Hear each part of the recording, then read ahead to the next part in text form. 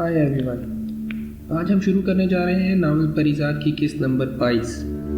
अगर आप लोग इस चैनल पर नए हैं तो आपके लिए ऊपर आई बटन और नीचे डिस्क्रिप्शन में प्लेलिस्ट का लिंक मौजूद है, जहां से आप कंप्लीट नावल हासिल कर सकते हैं। तो शुरू करते हैं आज की किस्त। मैंने हैरत से फकीरे की तरफ देखा। क्या? मगर मैंने आज तक कभी कोई कब्र नहीं खोदी। फकीरा ज़ोर से हंसा। झूठ बोलता है तू। हम सब हर वक्त किसी न किसी की कब्र खोद रहे होते हैं। फिक्र ना कर, मैं तुझे सिखा दूंगा। मेहनत से जी तो नहीं चुराएगा? मैंने धीरे से जवाब दिया। अब मेरे पास चुराने के लिए कुछ भी नहीं है, जी भी नहीं। फकीरे ने सुनी अनसुनी कर दी। ठीक है फिर आ जा। और हाँ, तूने ये कपड़े कैसे पहन रखे हैं? लगता है किसी गोरे अंग्रेज़ की कब्र से चुरा कर लाया है, या फिर लड़े बाजार का माल है। गोरकुन ऐसे कपड़े नहीं पहनते। चल क्या याद करेगा, मैं तुझे अपना एक जोड़ा दे दूंगा। कपड़े बदल कर आराम कर ले, सुबह बड़ा काम करना है। हम दोनों दोबारा फकीरे की झोंपड़ी में दाखिल हो गए। फकीरे ने किसी कोने में पड़े एक बड़े ट्रंक से एक बिस्तर नुमा गदेला और एक चादर निकाल कर मेरे हवाले कर दी। यहीं एक तरफ अपना बिस्तर डाल ले, और मैं रात को ज़रा देर से सोता हूँ। तेरी आँख लगे तो भले सो जाना।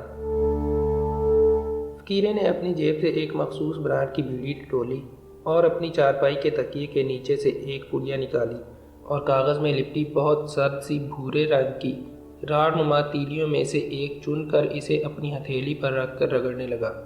और कुछ ही देर में वो इस तीली की एक छोटी सी गोली बनाने में कामयाब हो गया। फिर इसने वो गोली बीड़ी के तंबाकू में शामिल करके बीड़ी दोबारा जोड़कर सुलगाई। फकीरे ने ज़ोरदार तीसरा कश लगाया और धुआं फिज़ा में फैलाकर बोला, कभी चर्स पी है अकबरे? मैंने नफ़ी में सर हिलाया।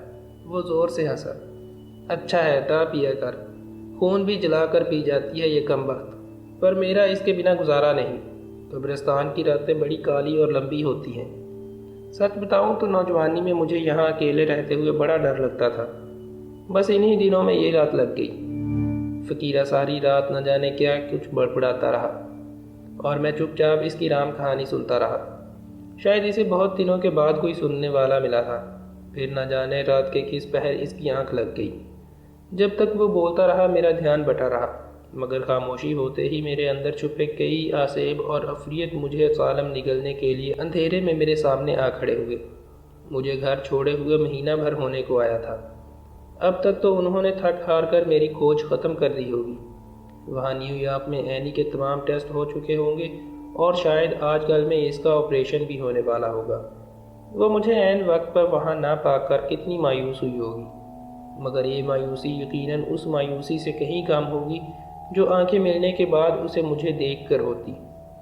अदनान ने ज़रूर इसे समझा बुझा कर ऑपरेशन पर राज़ी कर लिया होगा। कितनी खुश होगी वो जब पहली बार सालों बाद इस दुनिया के रंगों को अपनी खूबसूरत आंखों से देखेगी। सारी रात बाहर कब्रिस्तान के वीराने से गीदड़ और कुत्तों के भौंकने की आवाज़ें आती रहीं और फकीरा बेसुध पड़ा कराटे लेता रहा। वहाँ मेरे आसपास सब ही तो सो रहे थे, कुछ अपनी अपनी कब्रों में और फकीरा अपनी चारपाई पर। बस एक मैं ही था जिसे नींद नहीं आ रही थी। सुबह हुई तो फकीरा अपने औजार उठाकर मेरे साथ कुटिया से बाहर निकल आया। इसने आसपास फिरकर नई कब्र के लिए जगह मुंतखब की और फिर किसी बूढ़े गिद्ध की तरह कब्रिस्तान के दाखिली दरवाजे पर नज़रें जमा कर बैठ गया। घंटा भर बाद ही कुछ गमज़दा से लोग कब्रिस्तान में दाखिल हुए और फकीरे को नई कब्र का बयाना पकड़ा गए। फकीरे ने उनके जाते ही खुशी से नारा लगाया, वाह भई अकबरे, तू तो मेरे लिए बड़ा खुशबख्त साबित हुआ है। पता है 2 दिन से फारिग बैठा था मैं, कोई मर कर ही नहीं दे रहा था सारी बस्ती में। चल आजा शाबाश, हमें घंटे भर में कब्र तैयार करनी होगी। वो लोग दोपहर की नमाज के बाद आ जाएंगे। मैं किसी मामूल की तरह काम में जुट गया। फकीरा अपने काम का माहिर था। जल्द ही इसने 6 फुट गहरी कब्र खोद कर मगरिब की जानिब लहद तैयार कर ली। साथ साथ वो मुझसे मिट्टी उठवाता जाता और कब्र की तैयारी के आजमूदा नुस्खे भी बताता जा रहा था। मेरा जिस्म पसीने से शराबूर हो चुका था। मैंने दुबई के इब्तदाई अय्याम में इससे कहीं ज़्यादा सख्त मजदूरी की थी, मगर दरमियानी अरसे में मुशक्क़त की आदत मुझसे छूट गई थी। लेकिन मैं फकीरे के साथ जुटा रहा। میں خود کو اس قدر تھکا دینا چاہتا تھا کہ میرے جسم کی ٹوٹتی رگوں سے میرے ماضی کی یادوں سمیت میری جان بھی قطرہ قطرہ بہہ کر نکل جائے۔ ظہر کی نماز کے بعد جنازہ آ گیا۔ مرحوم کے ورثاء نے روتے دھوتے افسردہ اور سوگوار ماحول میں لاش کو قبر میں اتارا اور سب نے مٹی ڈالنے کا فریضہ سر انجام دیا۔ فقیرہ اس تمام عرصے میں ایک جانب تعلق سا بیٹھا بیڑیاں پھونکتا رہا، مگر یہ رات والی خاص بیڑی نہیں تھی۔ میں بھی اس کے قریب جا کر بیٹھ گیا۔ فقیرے نے مجھے کوہنی ماری، ابھی دیکھنا کچھ دیر میں ان رونے دھونے والوں میں سے سگریٹ پینے والے دھیرے دھیرے ایک جانب سے رکنا شروع ہو جائیں گے اور ایک دو کی ٹولیوں میں کھڑے ہو کر سگریٹ بیڑی پھونکیں گے اور اپنے کاروبار کی باتیں شروع کر دیں گے۔ اور پھر کچھ دیر میں واقعی ایسا ہی ہوا۔ میں نے حیرت سے فقیرے کی طرف دیکھا، وہ مسکرایا۔ سالوں سے دیکھ رہا ہوں یہ ڈرامہ، سگریٹ ایسی بلا ہے جو موت بھی بھلا دیتی ہے۔ اور تجھے اب کیا بتاؤں اکبرے، میں نے تو یہاں جنازے پر بھی نشے میں دھت لوگوں کو آتے دیکھا ہے۔ کمبخت کہیں بیٹھے پی رہے ہوتے ہیں کہ کسی اپنے کی موت کا پیغام آ جاتا ہے، بھاگے دوڑے قبرستان تو پہنچ جاتے ہیں آخری منہ دکھائی کے لیے، مگر قدم زمین پر نہیں پڑتے ٹھیک طرح سے۔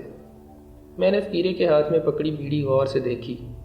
تم بھی تو سارا دن یہ دھواں اندر ڈیلتے رہتے ہو، میں نے سنا ہے اس سے کینسر ہو جاتا ہے۔ فقیرے نے بڑی مشکل سے اپنی ہنسی پر قابو پایا۔ تو بھی ان جاہلوں کی باتوں پر یقین کرتا ہے اکبر؟ میری عمر 60 سال سے اوپر کی ہے۔ 15 سال کی عمر میں میں نے پہلا کش لگایا تھا۔ یقین کر آج تک کبھی زکام بھی نہیں ہوا مجھے، جبکہ میں نے اسی قبرستان میں اپنے ہاتھوں سے ایسے 30-35 سال کے جوان مردے بھی دفنائے ہیں جنہوں نے عمر بھر کبھی تمباکو کو ہاتھ بھی نہیں لگایا تھا، اور ان کے ساتھ آنے والے اسی بات پر حیران تھے کہ نہ تو سگریٹ پیتا تھا نہ شراب، پھر اچانک ہی کیسے گزر گیا۔ اب بول کیا بولتا ہے؟ میں لاجواب ہو گیا۔ تو پھر یہ ہر سگریٹ اور بیڑی کے پتے پر موت کا ڈراوا کیوں لکھ دیتے ہیں؟ فقیرے نے دبا دبا سا کہا لگایا تاکہ اس کی آواز قبر پر مٹی ڈالتے ورثہ تک نہ پہنچے۔ مجھے تو یہ بھی کچھ بڑوں کی دکانداری لگتی ہے اکبرے۔ یہ کیا بات ہوئی بھلا؟ زہر ہے تو پھر بیچتے کیوں ہے کھلے بازار میں؟ بند کر دیں فروخت تمباکو کی۔ مرحوم کے ورثہ دعا سے فارغ ہو کر دھیرے دھیرے پلٹ رہے تھے۔ قبر پر عطر، کیوڑے اور گلاب کی پتیوں کا چھڑکاؤ دیا گیا تھا۔ فقیرے نے جاتے ہوئے لوگوں کو دیکھا۔ اب کچھ دن تک اس قبر کے اوپر بڑی رونق رہے گی، روزانہ کچھ لوگ آئیں گے، پھر دھیرے دھیرے ویرانی چھا جائے گی۔ سب اپنی اپنی دنیا داری میں الجھ کر یہاں سوئے شخص کو بھول جائیں گے۔ ہمیشہ ایسا ہی ہوتا ہے اکبرے۔ شام ڈھلنے سے کچھ دیر قبل فقیرہ بازار سے لوٹا تو اس کے ہاتھ میں کھانے پینے کا بہت سارا سامان اور تازہ بیڑی کے کچھ بنڈل تھے۔ اس نے کچھ روپے میرے ہاتھ پر رکھ دیے۔ یہ لے، یہ تیری مزدوری کا حصہ ہے، آدھے پیسوں کا میں سامان لے آیا ہوں۔ میں نے وہ روپے دوبارہ فقیرے کی ہتھیلی پر رکھ دیے۔ یہ تم ہی رکھو، اب مجھے ان کی ضرورت نہیں پڑتی۔ فقیرے نے حیرت سے میری طرف دیکھا اور پھر زور سے ہنس پڑا۔ تو بھی پورا ملنگ ہے، چل ٹھیک ہے، میرے پاس ہی جمع رہنے دے۔ رات دھری تو باہر قبرستان میں کچھ فاصلے پر عجیب سی جنتر منتر پڑنے کی آوازیں آنے لگی۔ میں گھبرا کر اٹھ بیٹھا۔ فقیرہ جھونپڑی کے باہر بیٹھا بیڑی پھونک رہا تھا۔ یہ آوازیں کیسی ہیں؟ فقیرے نے حسب عادت بلا وجہ کہا لگایا۔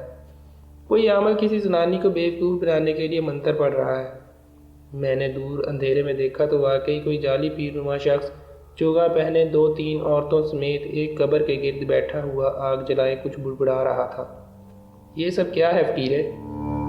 یہ عورت اپنے شوہر کے ظلم سے پریشان ہے اور اپنی سوکن کو اس قبرستان میں پہنچانا چاہتی ہے، لہٰذا اس نے اپنی ماں اور بہن کے ساتھ مل کر اس عامل کو کالے عمل کے لیے رقم دی ہے۔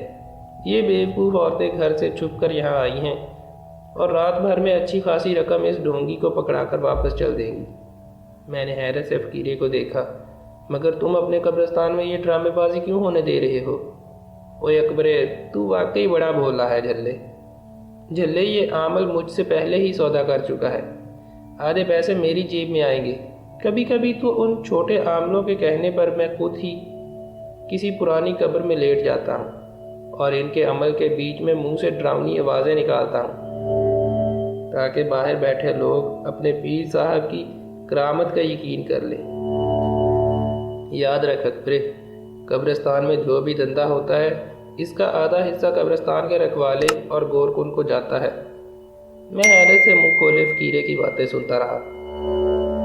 میں تو جیتے جاگتے انسانوں کی دنیا کے پھندوں اور مکر و فریب کے جال کو رو رہا تھا۔ مجھے کیا پتا تھا کہ یہاں مردوں کی بستی کے بکھیڑے زندوں سے بھی نرالے ہیں۔ اس رات فقیرے نے مجھے یہ بھی بتایا کہ پرانی اور خالی قبریں باقاعدہ نشہ باز اور حواریوں کو کرائے پر دی جاتی ہیں تاکہ وہ رات بھر اپنا شغل اطمینان سے جاری رکھ سکیں۔ علاقہ ہوادار بھی حصہ ملنے کے بعد یہاں کا رخ نہیں کرتا۔ جعلی عامل اور پیر اپنے نئے گراہکوں پر اثر اور رعب ڈالنے کے لیے پہلی ملاقات میں ہی انہیں اپنے ڈیرے سے سیدھا فقیرے کے قبرستان بھیج دیتے ہیں کہ جا کر فلاں قبرستان کی فلاں قبر کے سرانے کھدائی کرو۔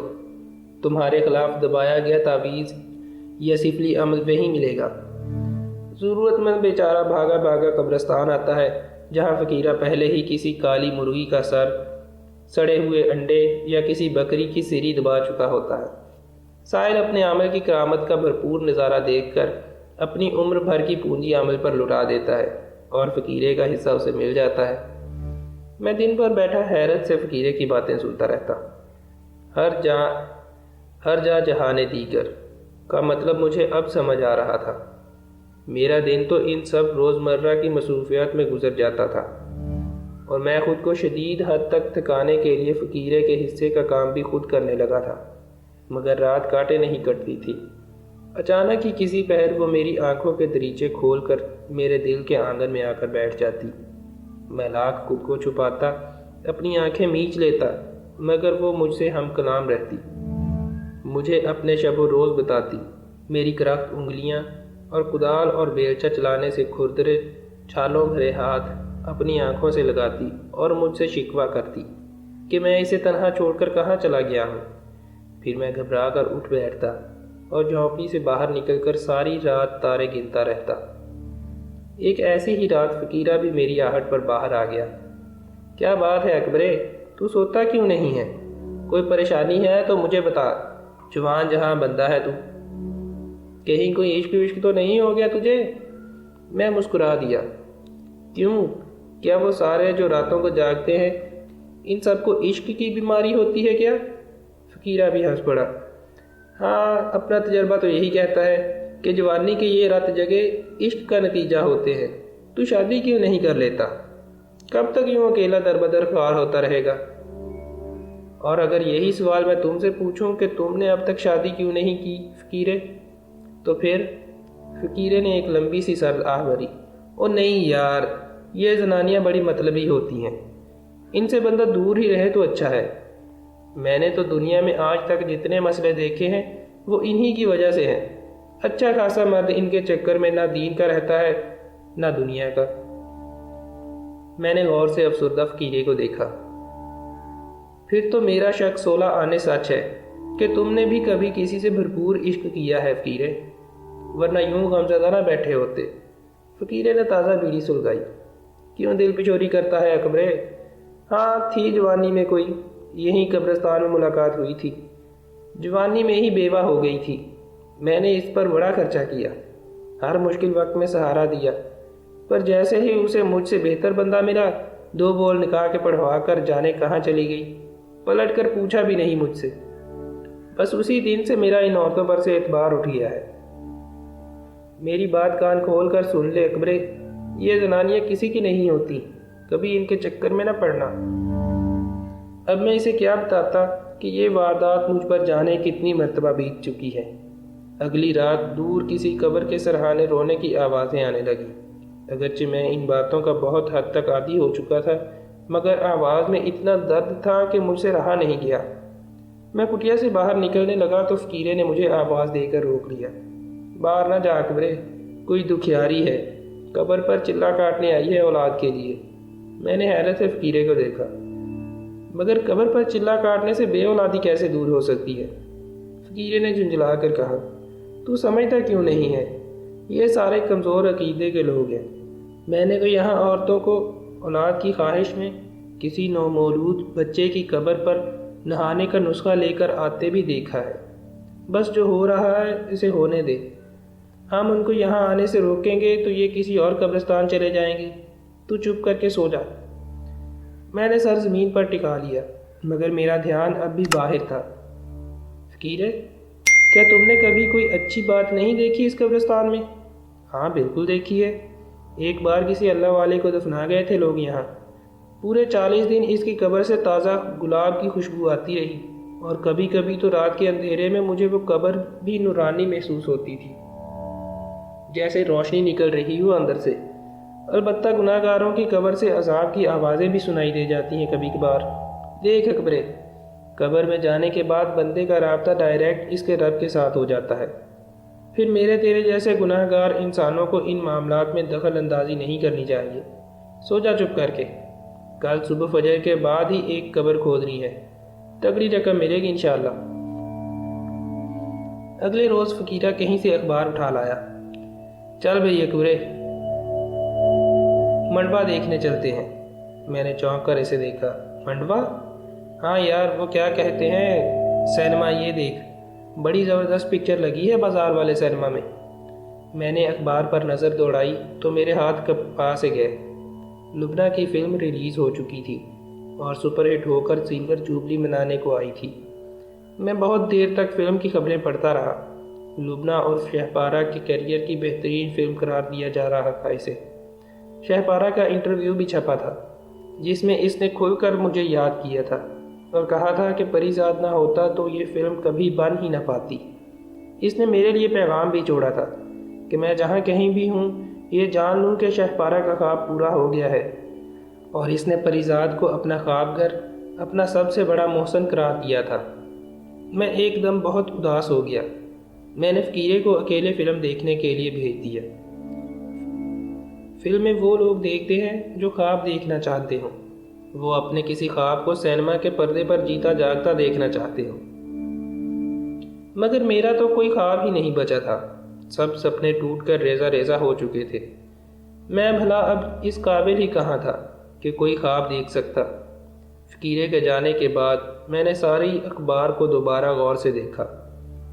مجھے گھر چھوڑے ہوئے 6 ماہ سے زائد ہو چکے تھے، مگر اخبار کو دیکھ کر لگتا تھا جیسے کل کی بات ہو۔ وہی بزنس اور کاروباری خبریں، وہی جھگڑے فساد کی باتیں، وہی شادی بیاہ تقریبات، وہی دنیا فتح کر لینے کے دعوے۔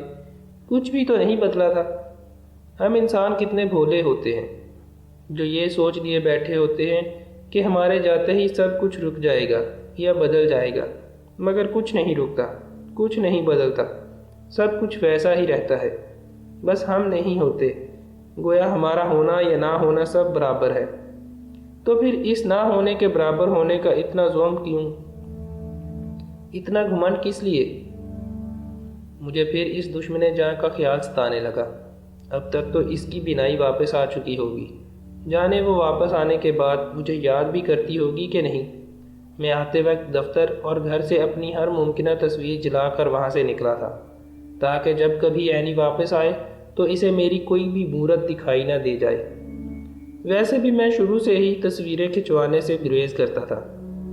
وہ ایک بار تو ضرور میرے گھر یا دفتر آئی ہوگی، اور اس کی آنکھوں نے مجھے وہاں کھوجا بھی ضرور ہوگا۔ کیسی دکھتی ہوگی اس کی وہ کھوجتی ہوئی آنکھیں۔ اس نازنین نے میرے دفتر اور گھر کے نرم قالین پر اپنے نازک قدم رکھتے ہوئے میری زیر استعمال چیزوں کو چھوا بھی ضرور ہوگا۔ پھر وہ عدنان کے شانے پر سر رکھ کر بہت دیر تروتی رہی ہوگی، مگر عدنان نے اسے سنبھال لیا ہوگا۔ اس کی کومل جبین کو عدنان کا شانہ ہی جچتا تھا۔ میری اس بے وقت زندگی کے لیے تو بس اتنا ہی کافی تھا کہ میں کسی طور اس کی یادوں میں زندہ رہوں۔ میں تمہارے ہی دم سے زندہ ہوں، مر ہی جاؤں جو تم سے فرصت ہو۔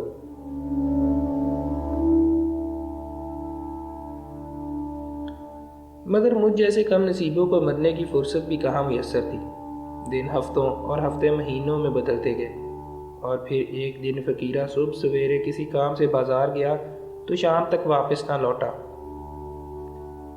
میں جھونپڑی کے باہر بیٹھا اس کا انتظار کر رہا تھا کہ اچانک پولیس کی پرانی جیپ قبرستان میں داخل ہوئی اور میرے قریب آ کر رک گئی۔ خاکی رنگ کی جیپ سے 2 سپاہی نیچے اترے اور ان میں سے ایک نے حسب عادت کڑک کر مجھ سے پوچھا، اکبر تیرا ہی نام ہے؟ میں کھڑا ہو گیا۔ ہاں، سب خیر تو ہے؟ خیر تو نہیں ہے، تیرے ساتھی فقیرے پر ساتھ والے چھوٹے قبرستان کے گور کو سلامے اور اس کے دوستوں نے حملہ کر دیا ہے۔ اس کی حالت ٹھیک نہیں ہے، جلدی چل، وہ تجھ سے ملنا چاہتا ہے۔ میں بکھلایا سا ان کے ساتھ جیپ میں بیٹھ گیا۔ گاڑی چل پڑی۔ پولیس والوں کی آپس میں بات چیت سے مجھے پتہ چلا کہ ان دونوں کی بہت پرانی ٹسل چل رہی تھی قبرستان کی حد بندی پر، اور آج فقیرہ سلامے اور اس کے ساتھیوں کے ہتھے چڑھ ہی گیا تھا۔ ہم ہسپتال پہنچے تو فقیرہ آخری سانسیں لے رہا تھا۔ اس نے میرا ہاتھ تھام لیا۔ دیکھ لے اکبرے، قبرستان کے دھندے نے قبر تک پہنچا دیا، پر تو ایسی غلطی نہ کریں۔